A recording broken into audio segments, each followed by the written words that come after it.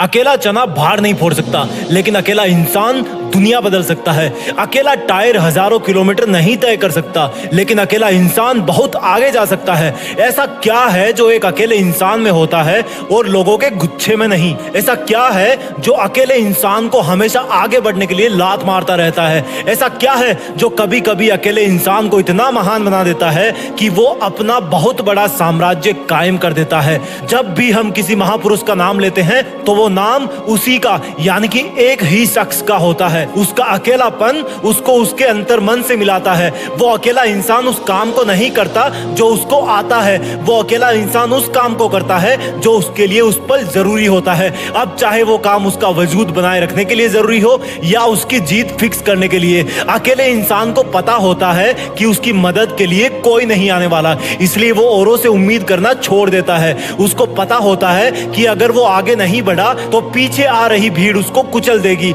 और यही दूसरों से उम्मीद ना करने वाली क्वालिटी ही उस अकेले इंसान को मजबूत बनाती है, उसको आगे बढ़ने के लिए लात मारती है। जब हम इस दुनिया में अकेले आए थे तो उसके साथ साथ हमें एक बात बताई गई थी कि सुन मुसाफिर, तुझे अकेला इसलिए भेजा जा रहा है क्योंकि तू आएगा भी अकेले ही। चाहे तुझे कोई कितना भी चाहने वाला हो, चाहे तेरे कितने ही दोस्त और रिश्तेदार हो, कोई भी तेरा अंतिम विदाई के वक्त साथ नहीं निभाएगा। इसलिए तू अकेले चलना सीखना, अकेले गिर के संभलना सीखना, गिरते रहना लेकिन आगे बढ़ते रहना। लेकिन अफसोस कि हम उस चीज को तभी भूल जाते हैं जब हमें थोड़ी समझ आना शुरू होती है। हम बड़े होते होते इस दुनिया के सुखों में इतने व्यस्त हो जाते हैं कि हमें अकेला रहना पसंद ही नहीं होता। हम किसी को मिस करना शुरू कर देते हैं, लेकिन जो असली विजेता होता है वो ऊपर वाले की इस बात को याद रखता है कि मुझे अकेला भेजा है तो शायद अकेले ही कोई बड़ा काम करने के लिए भेजा गया था।